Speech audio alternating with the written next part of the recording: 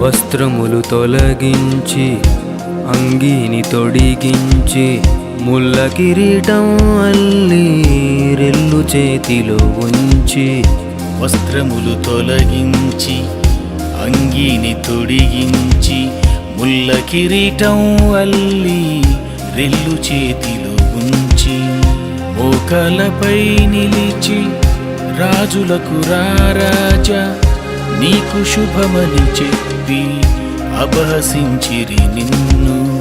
మోకాలపై నిలిచి రాజులకు రారాజా నీకు శుభమని చెప్పి అపహసించిరి నిన్ను.